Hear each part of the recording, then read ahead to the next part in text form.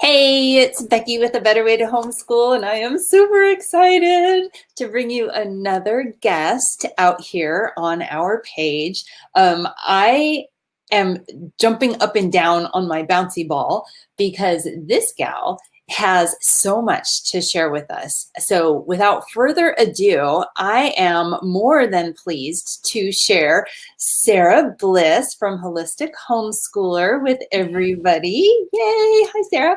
Hey.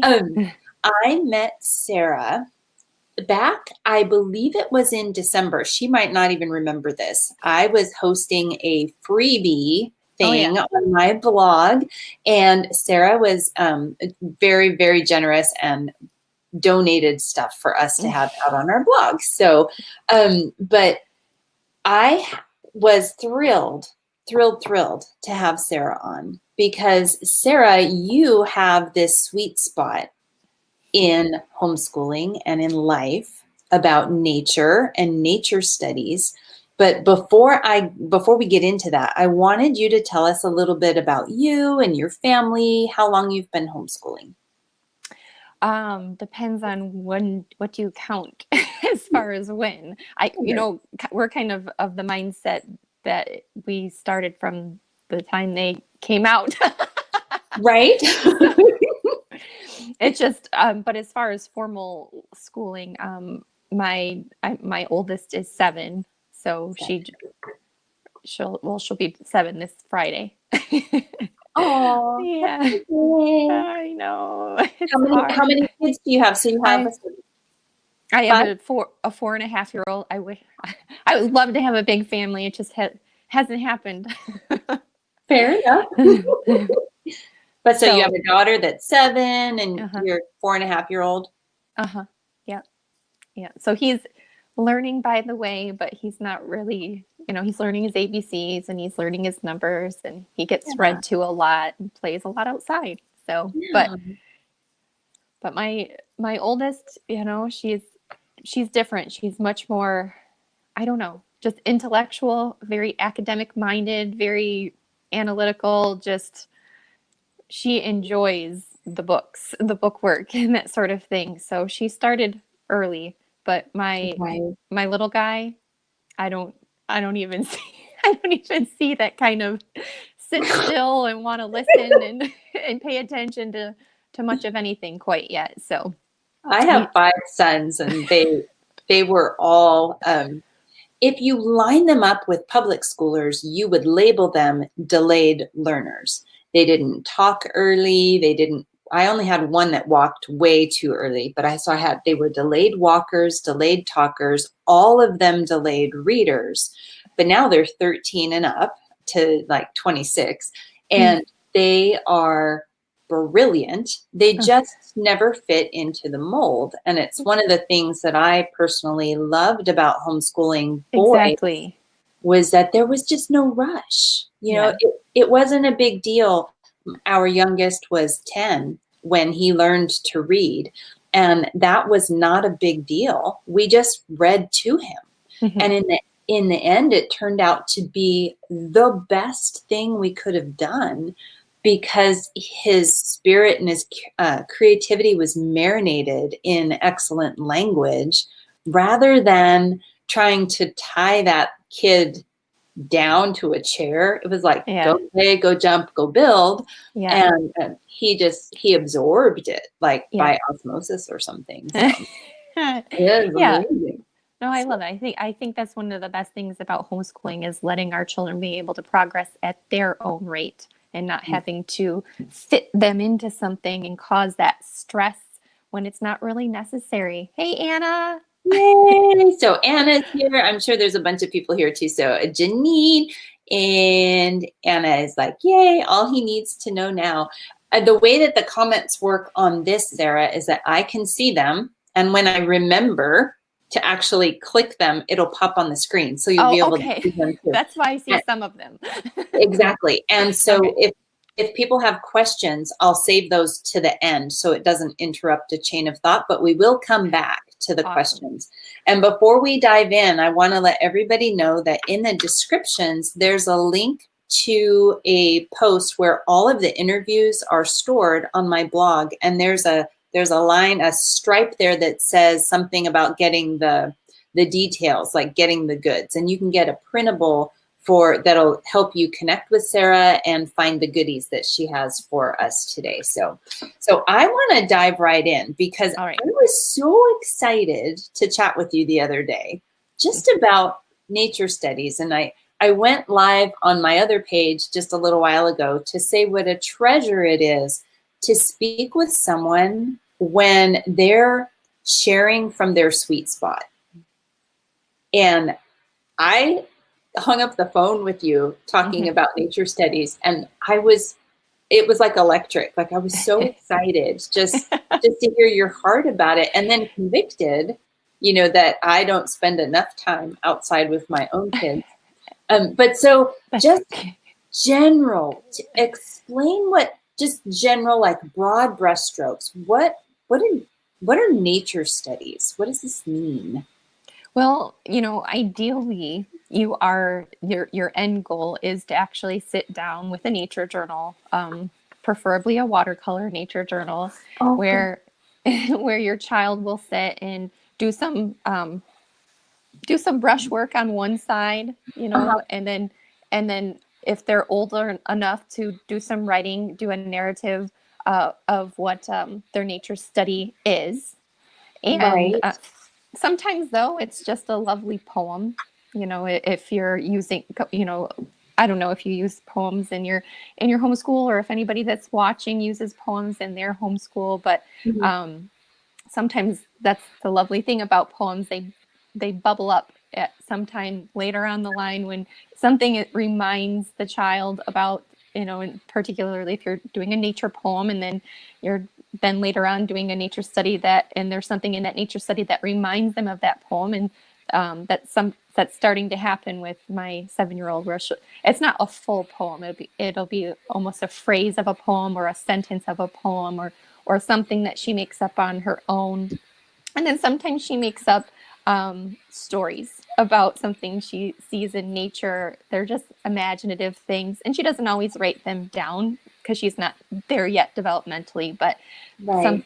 sometimes they're just stories she tells me about, imaginative stories about something that she's observing in nature. But I think that's one of the key points about keeping a nature journal for your children. A lot of this comes from Charlotte Mason's philosophy of education, and she says that the nature journal should be a source of delight for your child.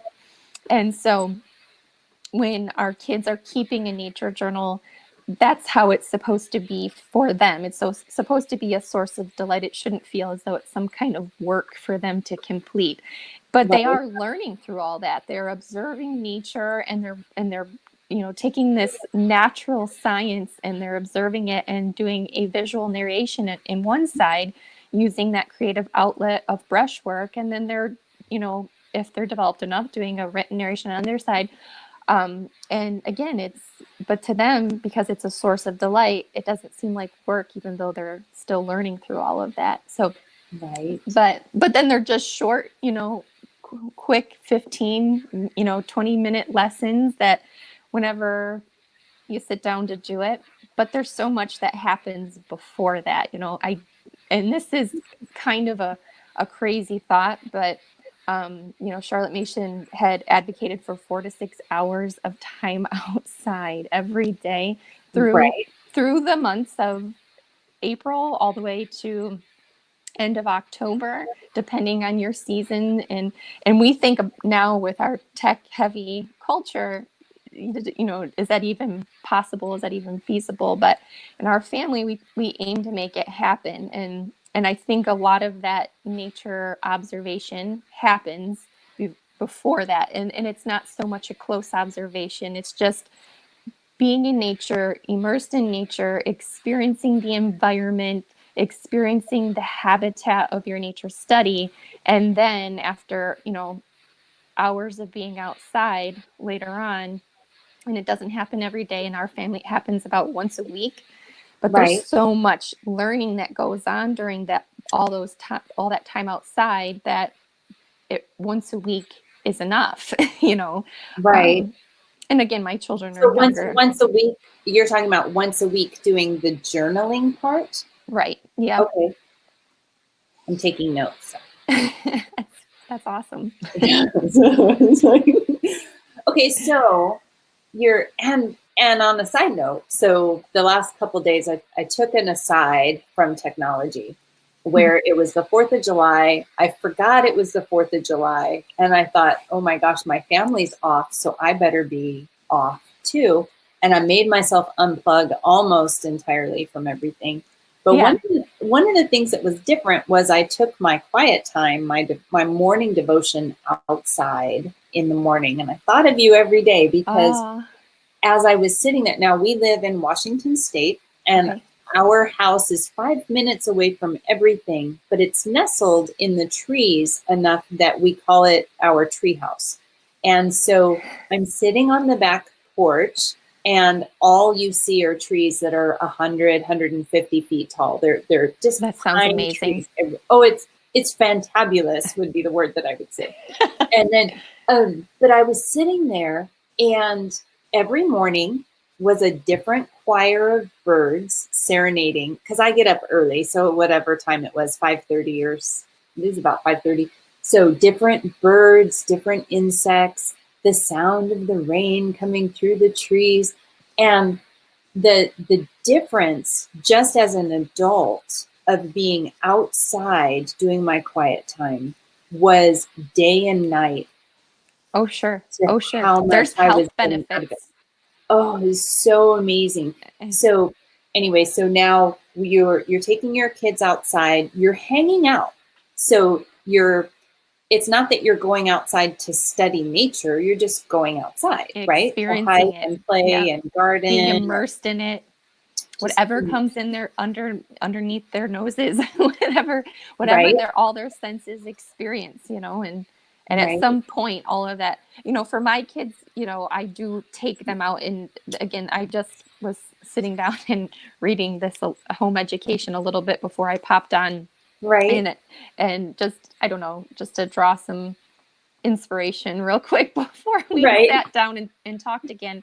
And something that Charlotte had talked about was how, one mother was speaking to another, how she likes to send her kids outside, likes to send them out 1 hour in the winter and 2 hours in the summer. And then, right, Charlotte would say, well, I know this wise mother who, she doesn't send her children outside. She takes them out there, because there's so much that you can guide your children to see in nature. And it doesn't have to be a telling. We don't have to sit there and hover over children and teach them and kind of force that information into them. Yet we right, can guide them with some nature prompts on what to observe, and what do you think that bird over there is doing? And what did he get from the ground? And what is he bringing to the nest? And it's just a little bit of direction, yet so it just made me think a little bit more about, being present with our children and being outside with them and being engaged with them during this nature exploration. And not to say that we all have the time to do that. I'm sure that everyone's out there is going, I have chores to do. I have, right. I have housework to do. I have dinner to get on the table. And so how do you even possibly have time for that? But I have to say, when your kids are outside that much, they're not inside making a mess. So That is very true. And it's just so much healthier to be outside. We're so absolutely. used to being inside. We're so wired to our technology that we can dupe ourselves into thinking that being outside for hours on end is a waste of time. No. And it's actually the opposite. I agree.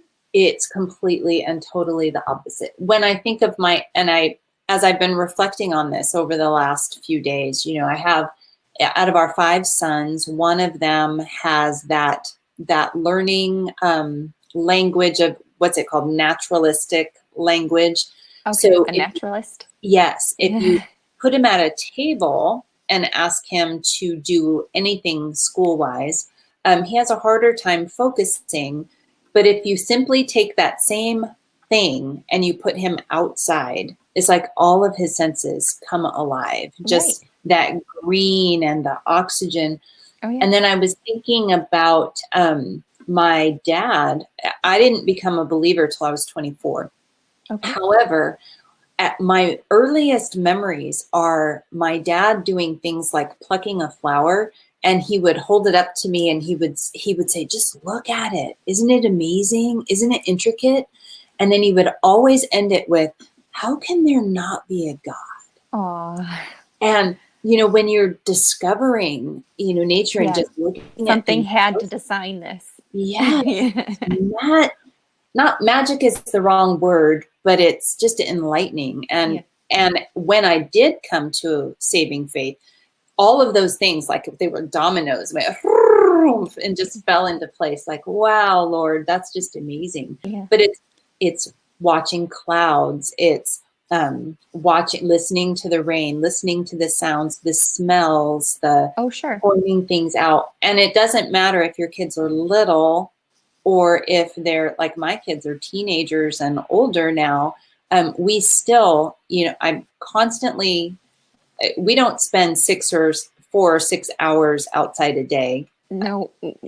But we do try to be outside a lot. We're Right. hikers and we're bikers, and we're constantly pointing to things like the clouds, or where we live, there's water everywhere. We live right on the Puget Sound up in the Washington state. And we're always pointing out that the water has a personality, that every single day the water is different. It's either clear or it's gray or it's blue or it's choppy, or you can see The the mood things that, changes. oh, it's fantastic. That or the sky or the clouds. So, okay, I don't want to, I'm not the nature study expert. I don't know. It Like, sounds like you're doing pretty good. no.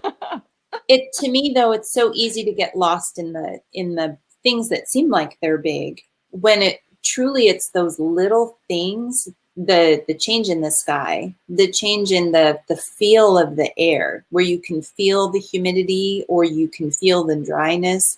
Those things, being aware of those things, to me, they're the bigger things. You know, they add up to add so much wealth to the kids' spirits, Sure. I think. Sure. The depth of it. There's, I just wrote something recently, and I spoke a little bit about this in the Charlotte Mason online conference about nature study being the highest form of multisensory learning. Yes. Because you were bringing it up too. You're aware of it when you're talking about how the smell of the air and the clouds going by. And if you think about it, you know, we have all of our five senses, and there is a lot of visual and auditory and the smell. I mean, the must of fall leaves even. I mean, there's just so much. There's even certain caterpillars, I can't think of the name right now, but they send out a smell to warn you if you're getting too close to them. Really? Yeah. And so, I mean, there is, and, you know, just even picking up at whatever, if it's a safe nature observation. Right. My son is a little bit more hands-on than my daughter. My daughter is a little, you know, squeamish with the insects. My son has no problem, and I do have to probably teach him a little more about what to pick up and whatnot. But yeah, just about a week ago, my 15-year-old came running in the house. I got stung. I got stung. And I said, you got stung by what? He goes, there's a nest in the backyard. And I go, what? Okay, show me. So he brings me down, and sure enough, there's this hornet's nest in the backyard that's about this size. And I said, well, you got too close to it, dingbat.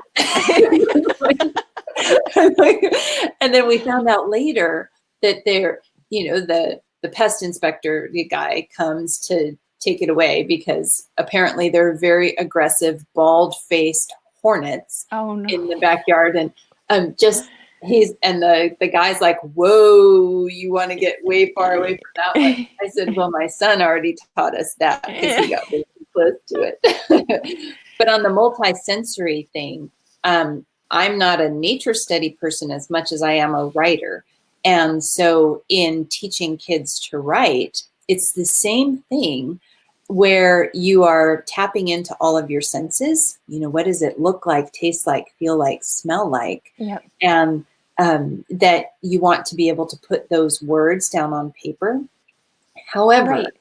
if they haven't touched it, if they haven't smelt it, if they haven't regarded it and observed it and listened, they can't write it down. Right. They have to experience it first. So Exactly. it's like, wow, if I could go back and start homeschooling again today so I've been homeschooling 20 plus years. And Awesome. I know it's like, it seems like yesterday that we started. But if I could go back, I would remove all the pencils until the kids were probably 8 or 9. I don't know that I would have done any formal sit at the table, let me teach you how to form your letters, unless they were begging me. Instead, we would have explored. I remember one day, and this is it's related. I couldn't get the boys' attention. They were bouncing all over the place, and we were studying Native Americans. And at the time, we lived in Central California, in that place that Bugs Bunny talks about. He talks about that he's got a cousin doing time in Tehachapi. Well, we lived in Tehachapi, and so the boys were they didn't want anything to do with the Native American story that I was trying to read. And I said, okay, how about if we make some cookies? And so we made a cookie experiment. I said, do you think we can make cookies with ketchup? And they're like, what? So we found a recipe and made ketchup cookies, stuffed them in a bag, and then we went up to Tehachapi Mountain in Central California, because I happened to know where there were Indian grinding stones. Ooh. And so we hiked in, and the boys picked up acorns, and they ground acorns to powder. And then we sat, and then we enjoyed our cookies. And when I whipped out the same book that they didn't want to listen to back at home, they were all ears, because they had walked where the natives had walked, and they had ground acorns where the natives have ground acorns. And it was amazing, the difference of taking that same lesson, but taking it outside, and how much more powerful it was. Yeah. It sounds like you're building a love for learning, honestly. Yeah. It's the whole Charlotte. I was telling Anna, I think I'm a Charlotte Mason teacher, and I just didn't know I was a Charlotte Mason teacher. Yeah, I think we all have a touch of that, regardless if we've read her works or not. It's just, Right. I know. So when we talked, you talked about multisensory, but then you used two big words: vestibular. Oh yeah. And another proprio. So proprioception. Okay, so say the big word and then use little words to say what they mean. Yeah. Oh my gosh, I love you. So yeah, everybody's very familiar with their five senses, but Right. but we do have other senses, and it's our sense of proprioception, which is our body's awareness of itself and movement within its environment. Okay. Body and then so just an example of how that relates to nature study. So most recently we have a new spot along the river that my kids like to go off onto, and there's these boulders that are just a half a foot away from the river's edge, and it just makes this perfect circle. So they go off from their nature walk, and they hop along these rocks until it brings them full circle back to the path again. And so that would be an example of just your body moving and hopping, and you're even just on the nature walk itself, but there's just more proprioceptive input as they're hopping along these rocks. Or we've done some hiking before where it's been very I'm sorry, this earpiece just won't stay in. So we've done some hiking where the mountain and the rocks come right up alongside you, and you almost had to squeeze in between the mountains until you were just out the other side. And again, that was giving your body proprioceptive input, or giving our children and ourselves even.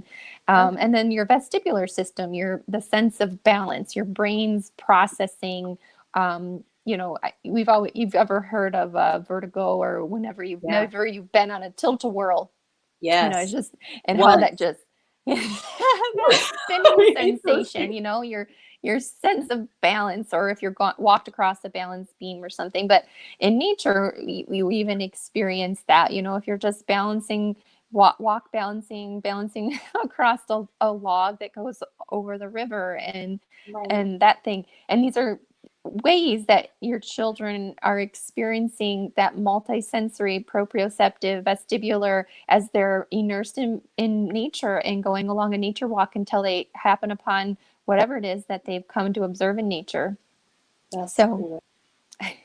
I'm thinking so again, my kids are older, and we do the mountain biking, or some of the boys do mountain biking and some of us do hiking, but we get a lot of that too. Even I'm looking out in my driveway, and sometimes you can set it up my husband has 2x4s and logs and stuff out in the driveway, and the boys are riding their bikes through the woods, but then they'll come and they'll balance on things as well.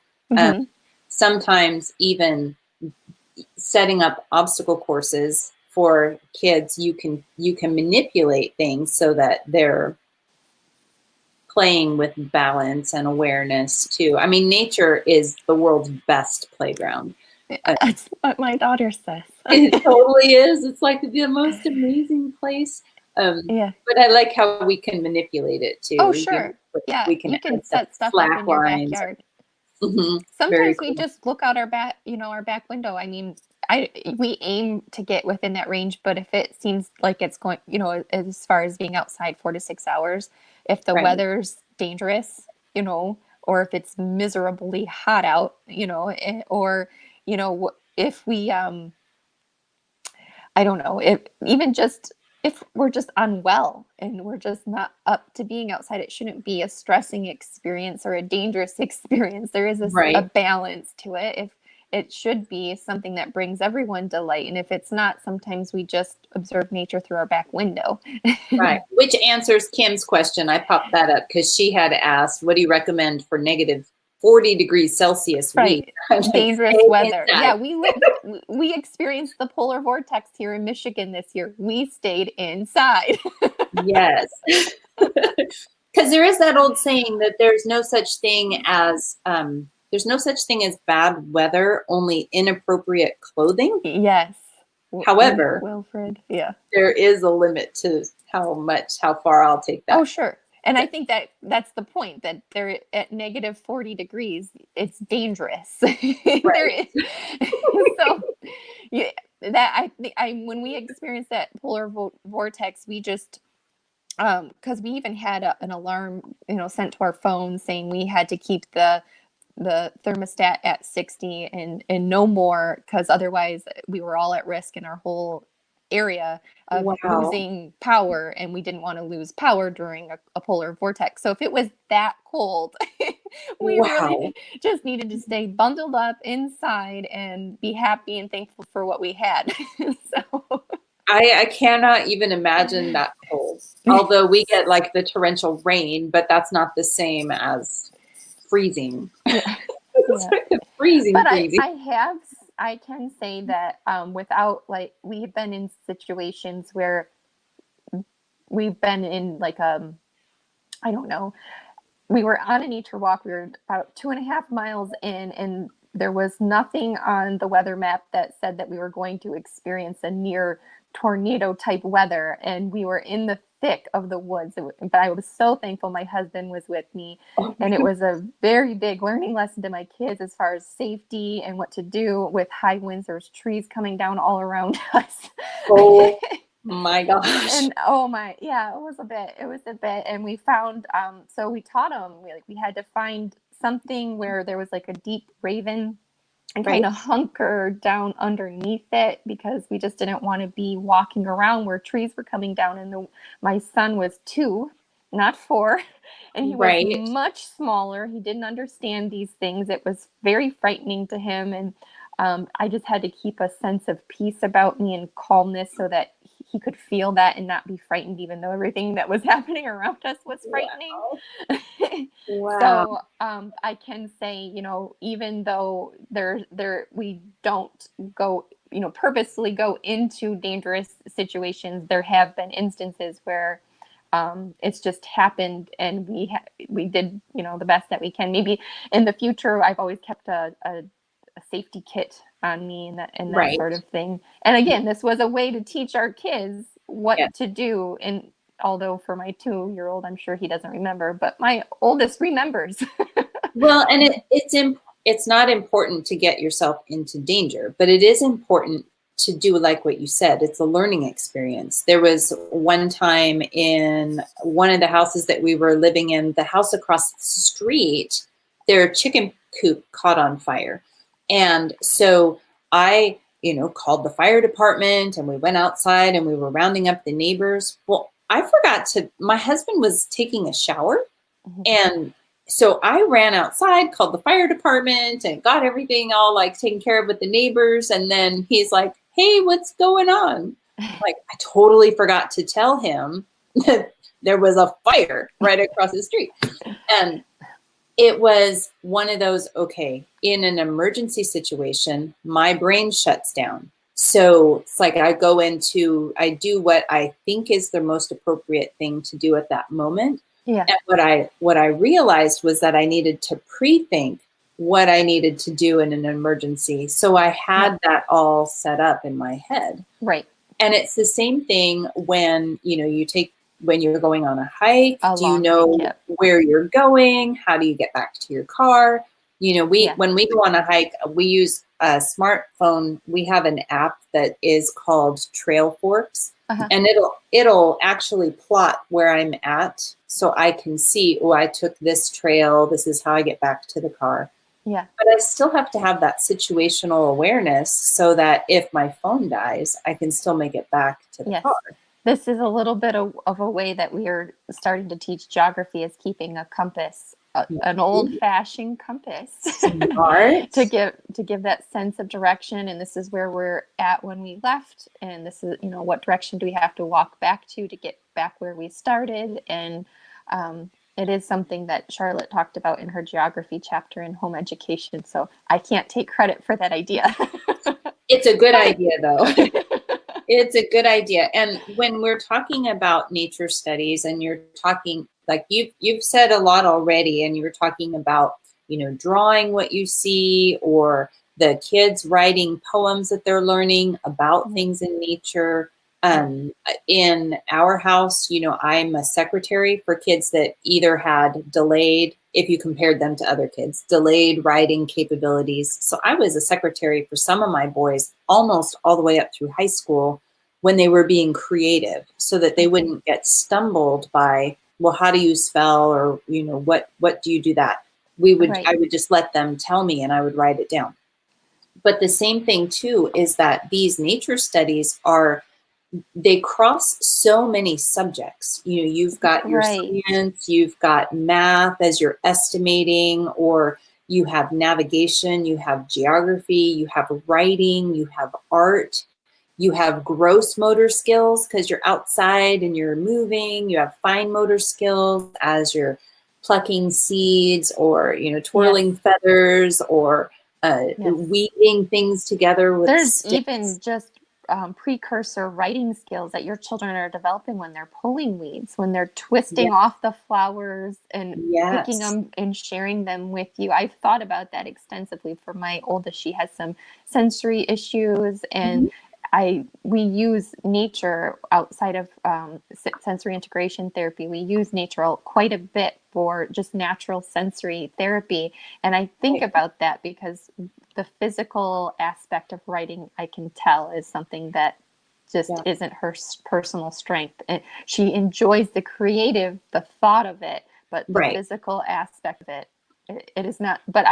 So then this is just where I'm happy when I see her pulling rocks out of the dirt, just using those fine motor skills to pull rocks out of the dirt, and using those pincer fingers to pick up pebbles, or, just the pulling of grass. We see kids playing in a field, right? And they're just sitting in a field of grass and they're just pulling grass. And we Right. just think they're doing nothing, but Right. really, this is something that is just naturally developing those fine motor skills, Hmm. without having to have them sit at a table and trace lines. You Right. see those ways to build up the ability to form your letters if first star children are like tracing some zigzag lines or tracing a straight line, or Right. helping the dog find its bone through a maze. But you know anyway, but some of these things that can be developed when they're outside in nature, just picking flowers. And it's huge because they're developing those same skills, but they don't realize that they are learning. They're Right. playing and they're exploring. And so it's that, was it Albert Einstein that said that play is the work of childhood? I think it was Einstein. I could totally have Maria mastered that. Maria Montessori. Somebody, Yeah. somebody, Yeah. somebody smarter than me. It's like, Play but is the that, work of children.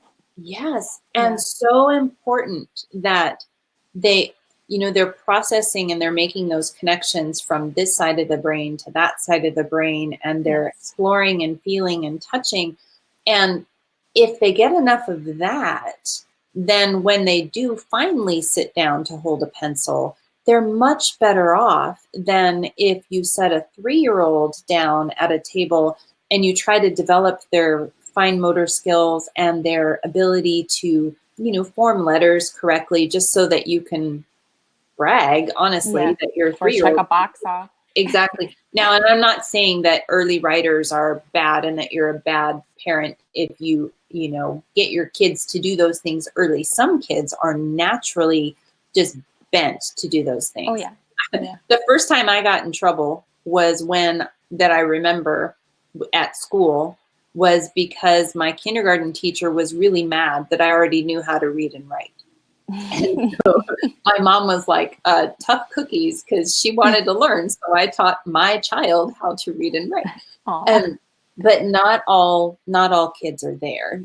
My kids needed to touch and feel and smell and do long before I made them, do any kind of formal work. And I can say that even though they were all delayed comparatively to public school kids, they are light years ahead of everybody else. I have a historian, I have a screenwriter, I have a self-taught gifted musician, I have a scientist, and I think he's like a pogo stick jumping superhero mountain bike riding wannabe Navy pilot kind of guy.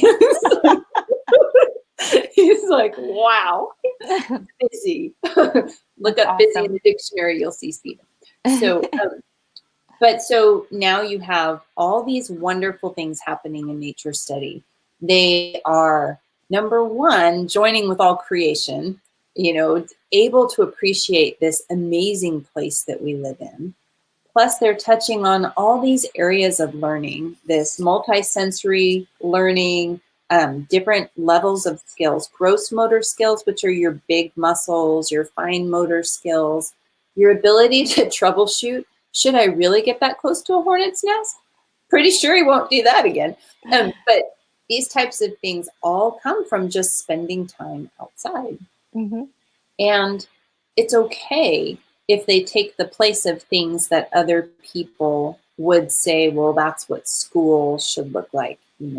Science should look like a textbook and read and answer the questions out loud. Yeah.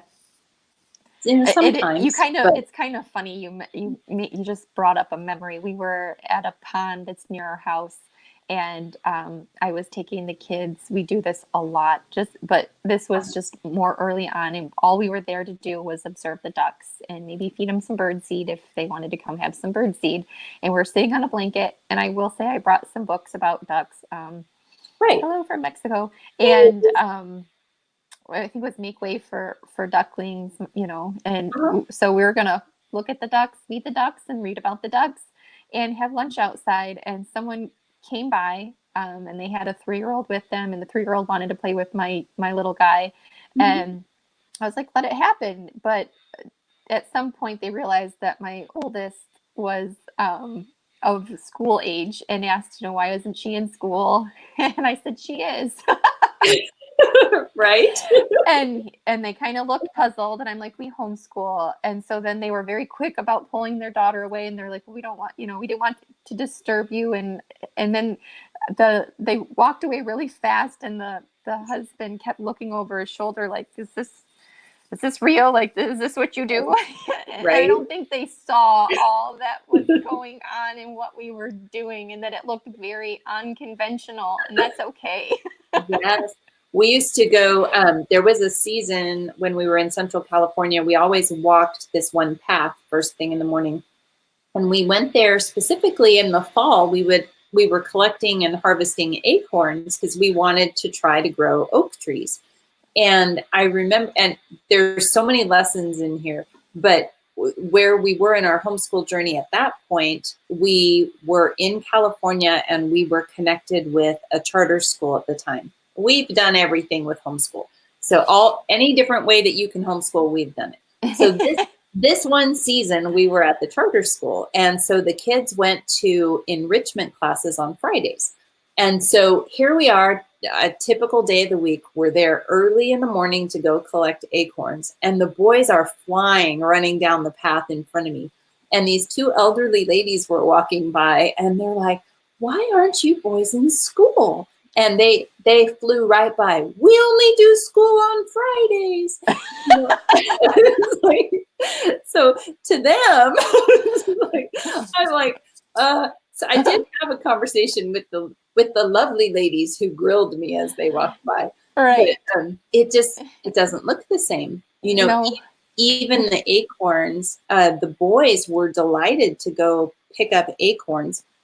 And we were talking with a different elderly lady one time, where she was asking what the boys what they were doing, and they were explaining, oh, we're growing oak trees, and so we want to sprout the acorns. And the boy said something like, aren't they wonderful? And she said, yes, but I fell on the acorns recently because she was elderly, and so she had slipped on the acorns. And as the boys and I left, the boys were horrified that what to them was a delight was actually a safety concern for the elderly people walking on the trail. Oh. So sure enough, the next day we went there and the boys brought a broom and they cleared off the whole trail. And so for the rest of the season, they cleared off the acorns from the trail. And these are the kinds of things that you can read a story about how to grow an oak tree, which we did, we did all that. But there was a character lesson that came from this. Oh, there was so much more in there. So just fantastic. So like I said on the phone, you and I could talk all year about nature studies. So I want to come back around because you have, and I forgot to ask you to bring them, and I can see them on your thing. Oh, yeah. So you have nature study journals that also have, I want you to tell all about them, but they're high quality. They have watercolor paper in there for what. So you show us what you have, and then I'll make sure the links are in. I'm pretty sure I have the right links, but I want to make sure. So sure. What do you have? So this is the Nature Worth Observing curriculum. So this would be for mom. So this is derived off of Charlotte Mason's philosophy from her first volume, Home Education. She has a whole section on out of door life. And so I took anything that pertained to nature and nature study, and I based a lesson off of it. And I believe there's 44 lessons. Oh, wow. And some aren't just lessons. Some have a mixture of activities, like a picture study or a sightseeing activity. And picture study isn't what it sounds like. So there isn't a picture. It's more of a honing in on the powers of observation and how to do that in nature. And so important. Yeah. So and I'll just interrupt you. So my kids are in high school and college, And the power of being able to observe and to notice those intricacies in things is so relevant for later in, yes, in school, but in life. So it's huge to incorporate it when the kids are younger. Sorry, go ahead. No, it's okay. No, I agree. So there's that. There's a living book list to, do read with your children. It goes from maybe about 5 years old, and I have it broken up for ages. So I don't like to lump people into grades. So I divided it by ages. Right. And so it goes from about 5 years old all the way up to about 14 years old, the book list does. And I still read picture books to my kids because a children's illustrator has to, they only have so many words that they can put in print in a picture book, which means that they have carefully chosen the language and the vocabulary used within that book to tell a story.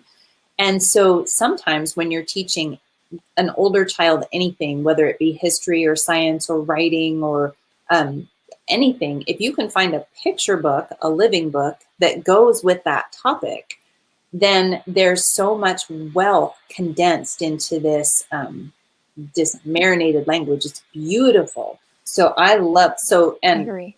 What kind of, do you know any of the titles? Like what kind of books do you have that are listed in it?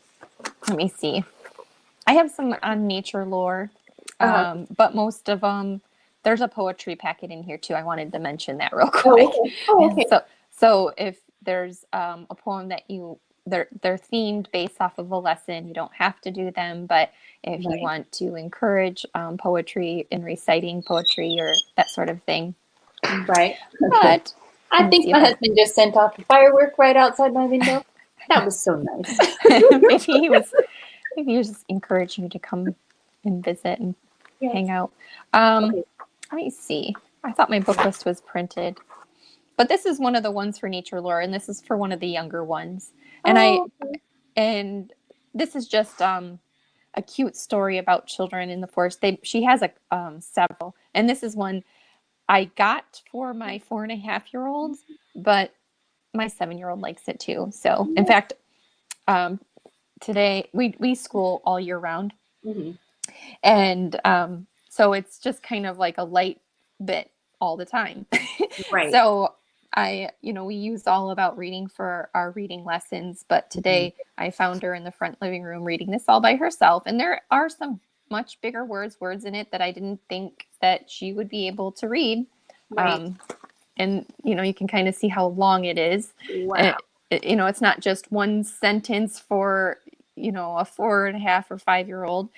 They're paragraphs, and she's just up there reading by herself. And I'm like, okay, we're going to count that for reading today. And yes, absolutely, that qualifies.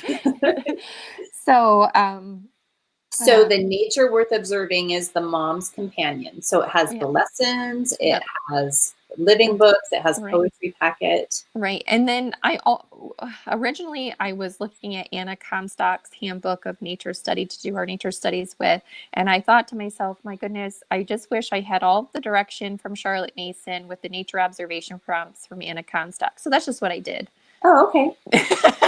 Perfect. So now I have them both in one place.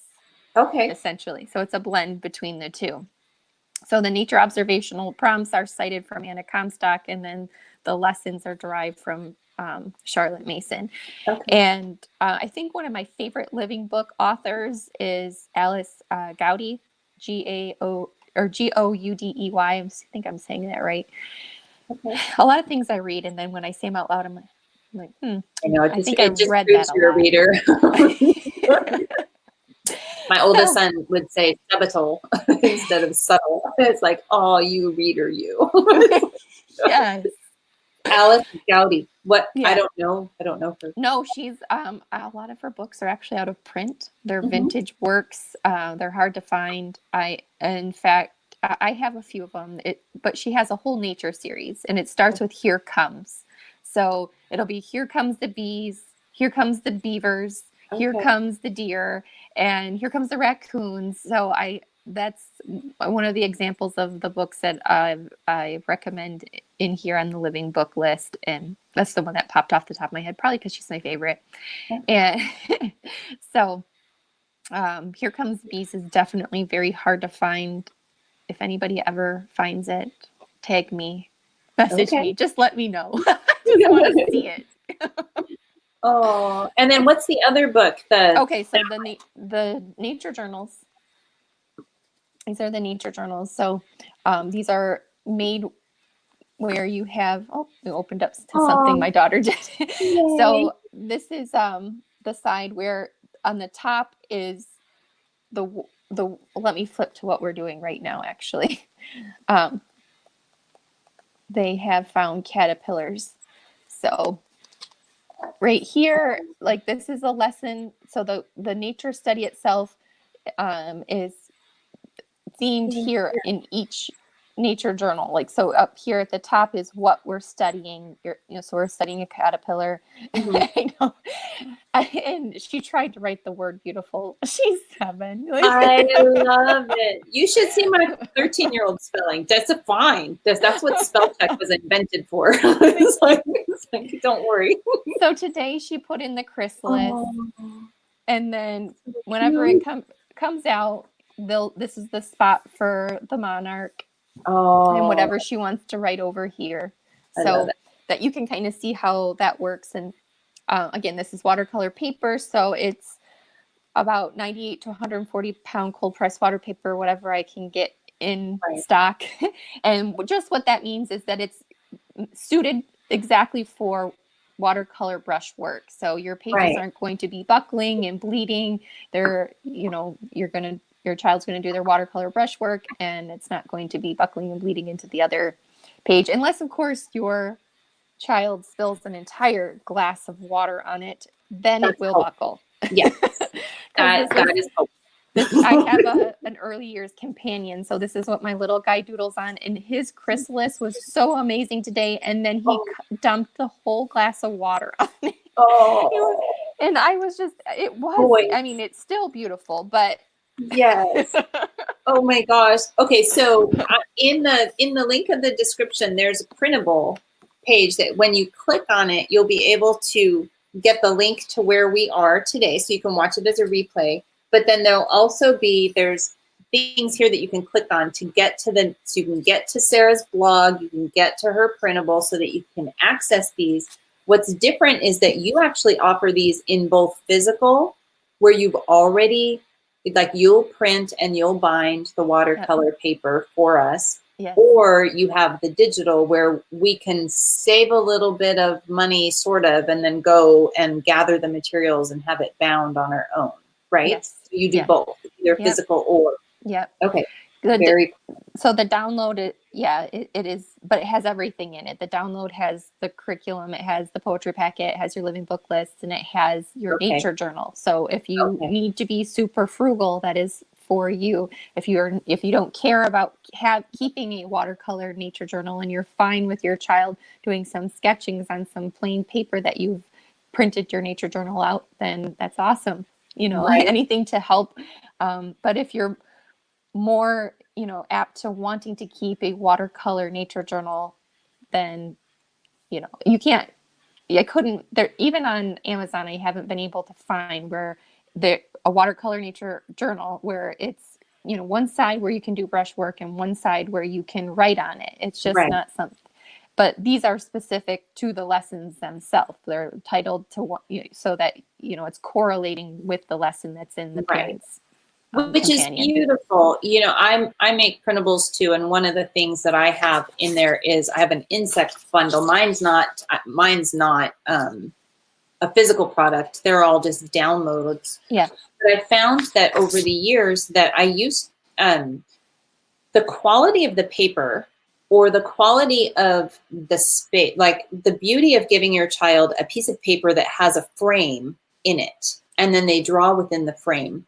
Yeah. Versus giving them a piece of blank paper and saying, draw a picture or paint a picture. There's something magic in the frame that boundaries. It's beautiful. That it really does enhance your child's ability to it's like it gives them a safer place. Boundary is the exact right word. It gives them a place to exercise their creativity within borders, and they don't feel as overwhelmed as if you give them a blank piece of paper. You've put the words to what I've thought about it. And it's the same thing with the lined papers. If you do things like what do you call it? Notebooking or journaling, where you have the boxes with the lines in it. So you'll have a piece of paper that'll have a couple spaces that you can write in. It's less intimidating to a child to have that frame already there. But the beauty of yours sounds like, and that I've already seen, is that you have that built in, but then you have the high quality paper. And it's just a different experience to watercolor on Xerox copy machine paper. It tears. Versus watercolor paper. Yeah. Day and night difference. You can't keep it. And like, my son, he's very vigorous with his work, so once it gets wet enough, because sometimes we just put paper out and they watercolor with it for fun. Not everything is a lesson. It's sometimes we just sit there and watercolor for fun. And that's when I just get scrap paper out, but it just tears. It's not anything you can keep. Its purpose wasn't to actually keep it though. So, but that is the point of it, though. If you intend to keep it, if you intend to look back on this later, because that's how I see it. One day this season of my life is going to be over, but I'll have these memorable nature journals to look back on as something that we once did together, Right. There is that aspect of it. Yeah, it's huge. I have notes that my kids have drawn. We didn't do watercolors and such back then. I wish that we did lots of markers and Sharpies and colored pencils and crayons and things. But when you stumble on, from my perspective, a little bit grayer and older kids, when you stumble on those things that they created back when they were little, it really takes you right back. So you'll remember when you look at that painting that your son did here at 4.5, and he spilled his water on it. You'll open it and you'll remember that whole moment. Like you'll be like, oh, but the chrysalis was so beautiful. It's still beautiful now, but you should have seen it before you spilled the water. Like there's a whole story and a memory wrapped in there. So. Right. Okay, so this has been really fun. So before we wrap up, I just wanted to go back through and just give everybody kind of a full circle of everything that we've done. So first of all, thank you, because I don't want to stop. Oh, this has been amazing. So the goal of nature journaling is the nature study. The end goal is to teach your child to do nature journals. Writing and drawing and just basically some kind of record of what it is that they discovered outside. The observation. Yeah, and that the journal is not work as much as a source of delight. And that though the subject for the nature study comes from spending a big quantity of time outside, that 4 to 6 hours a day sounds daunting. So you start with wherever you are, give yourself a goal to double what you do right now. That is what we did when we started. Yeah. So it's the same way when I realized that I had gained extra weight, and I thought, well, I wore a pedometer for a week, and I realized that, and this was, after a week of the pedometer not lying, that I wasn't moving. I was like, oh, I'm gaining weight because I'm sitting. Let's start moving. So my first goal was just to walk a mile in a day, not even exercise, just make sure that I moved around to get to a mile, and then 2 miles. And then eventually I was fully outdoors walking and hiking again. It's the same thing with trying to spend a big block of time outside. If you throw somebody that's not used to being outside for 4 or 6 hours a day, they might have a really hard time with that at first. So I agree. Yes. Little tiny baby steps. And then once a week, you have observed your own children. So yes, your children are observing nature, but you've also observed them. Hey, remember that hornet's nest in the backyard? What is it that did you want to know more about that? Or do you want to draw it? Or you just take whatever you've watched them observe, and then you tickle their imagination, That's and a you great way do to put it. right? And then Yeah. you go to the library and you're like, oh, I'm curious now about how that works or why it looked the way it did. Or you try to identify something. So now you're doing that once a week. And I love what you said about not just making your kids go outside, but going outside with your kids and being present with them. Realizing that you're not wasting time by hanging out with your kids in the backyard, or by going on a walk in a park or through the woods or at the beach looking for shells, or whatever your ecosystem allows you to do, go clam, Right. or whatever those things. And that while you're doing all these nature things, you are touching on multisensory learning, and you've got the body awareness with the proprioception. Did I say it right? Mm-hmm. Proprioception. And then you've got your balance thing happening with your vestibular learning. I love new words. And that you can develop fine motor skills and gross motor skills, and truly just delight in the outdoors, in building relationships. You talked about that on the phone, that one of the coolest side effects of Yes. purposing to be outside with your kids, purposing to observe nature, purposing to tickle their imagination, is that you're actually weaving relationships with your kids that they will endure through life in a way that you cannot even imagine. Yeah. With one another, even with nature itself, like a sense of respect almost, Yes, it's huge. So I think that's it. I think that we got a lot accomplished in the last hour. That was huge. So I'm going to just double check that nobody had any questions. I think everybody was just mesmerized, because this is just an amazing topic. So if nobody or has, I lost them at 4 to 6 hours outside. right, they're like, no, Yeah. but you don't have to start there. You don't have to start there. Agree. And you know what? Maybe no one ever gets there, but I think Right. just more time outside, or the other part of it I like to look at is sometimes you're just never in a season of life where getting outside a lot is feasible. I think of people that have a lot of medical problems. I think of Right. people that have a ton of children, and 5, 6, 7, 8. I don't know. I Right. I know of a A family that lot. has 13 kids, and their life is very busy. And to them, I say, I have been through seasons of my life that have been busy, and sometimes I order my nature study off of Amazon. Right. You And can order tadpoles. and you can bring the nature studies to you as simple as putting a bird feeder on your window, so that we the do that. birds come to you. We had one season in life where I lived in Connecticut, went in a season when I was younger. And so my dad was, again, the big nature guy. So he put bird feeders on the window. He hung suet, bird like chunks of Yes, large this built is seeds. what we do. Hung it right outside the window, and then we would watch the squirrels come eat all the bird seed. And then when we were really lucky, we'd see the raccoon come and steal just everything.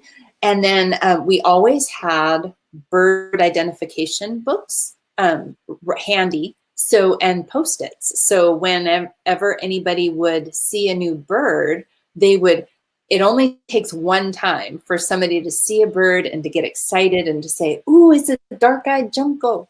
It only takes one, and then everybody's kind of fighting over the book to see who gets to identify the new bird. But that kind of excitement is also contagious. So if we are excited about what we're seeing, and if we're delighting in the bat that comes out at dusk every night, and we go run out to go see if we can see the bat that is circling our house, or we had this butterfly when my 15-year-old was 2. The butterfly would come circle the yard at the same time every single day. And at that time he was 2, so he would run outside in the backyard to dance with the butterfly. And so Aw. he would run around in the backyard, and they would do this for about 20 minutes, and then the butterfly would flit away. And every day it was like, Sam, the butterfly came to dance with you. So he'd run outside. And at the same time, I had older kids who were identifying what the butterfly was, and, what it ate and all those things. It's just magical to just breathe and enjoy the world around us, rather than, filling their day with endless list of tasks and things to do. And those things are important, but being outside is so much richer, and it'll carry with them. I was reflecting in my journal the other day about just things I was thankful for, and how the Lord has spoken to my heart over the years. Again, tickled by our conversation on the phone, being very mindful of what is it about nature that has been woven into my own heart. And I just started thinking and remembering the things all along through my life. Watching clouds with my dad, stargazing, catching dragonflies, catching ladybugs, catching fireflies, playing through the grass. I can still feel the grass. There was one time that at this field, we lived on an old farmhouse, and the field was covered with spider webs. And when the school bus came, the light was hitting the spider webs so that they were all illuminated. Thousands of spider webs in this field was just illuminated, and stars, and the smell of pollen, or just all these things that they're my biggest memories. Oh, yeah. The field of crows that had suddenly descended upon our yard, making the most obnoxious noise as they're squawking to each other. It's just Right. all these things. It's so amazing. Right. And do you see how much that you've retained that, though? Yes. Right. Compared to something that you might have read in a textbook. I mean, do you think you could have been that descriptive about something in nature that you've read from a textbook versus actually experiencing it? No, not at all. And the email I sent out, I think this morning or yesterday, was about this memory of my favorite summer in my lifetime. I was 12, and my dad had the summer off. And so he spent the summer cloud watching. We'd play I Spy out in nature. He had a ride-on mower, and I had the push mower. So I was in charge of cutting everything around the house, and then he cut mazes through our huge field, and he created a soccer field for us to play. But my favorite feature that he made was this really big track along our field. And then every single night he would take us on wildflower walks, because wildflowers change every single day. And so he wanted us to see how the wildflowers changed every single day. And it's this magical time in my childhood memory of all these things in nature. And yet, what I didn't understand was that my dad had been laid off and was unemployed. And while we were sleeping, he was doing all the things to get another job. But while it was daytime, he was fully present, and he was outside with us, playing and exploring and resting while we played around him. And in that one summer, it embedded this memory of just pure delight, and in total contrast with what he was actually feeling inside. Like it was magical what it was to be outside with my dad during that season. I had something sort of similar growing up. My mom was just very much a wildflower person. That's how she made her gardens. She took us on walks, I guess nature walks, but that's not what we called them growing up. We would just take us on walks in the little red wagon through the forest behind us, and she would bring a shovel and find wildflowers and dig them up. And I don't know how legal this is, but whatever she did. It just became my to-do list. No. But it was awesome, and I would, I agree with you about it being such a magical childhood memory. It's one of my fondest memories of having with my mother is going on those wildflower walks with her and learning about all their names simply by her telling me, but not so much in a teaching way, just in a loving, I want to pass this on to you. It's almost a part of my heritage now, I feel like, just Right. with her passing that knowledge on to me from what she had learned herself. And she had so much delight in wildflowers and in flowers themselves, and that. Whoops. And Sarah. Oh, there you are. Oh, sorry, You someone was pressed the trying to magic call. button. So sorry, someone was trying No, to no, call. that's okay. So anyway, I lost just that in our childhood and making those memories with our children, that Yeah. and at the same time that they are learning such rich information, but just by experiencing it, that later on, they'll be our age and be able to recount with such explicit detail about what Yes. they've experienced, but cherish it so much because of those memories that we've made together with them. Yeah. So And there's just nothing that compares. There's very few in the same light. If I think about those same seasons of life, I can tell you very few things that I learned from a book or, a worksheet or an assignment that made that kind of a mark on my right. life. It truly is Right, in. there's an emotional connection to it. Mhm. Yeah. And so it's magic. So out of, so I want to wrap up just because we've Sure. been on too long, but I don't want you to go away. So you hang Okay. on just a second. So, Okay. but thank you for being on. And, Sure.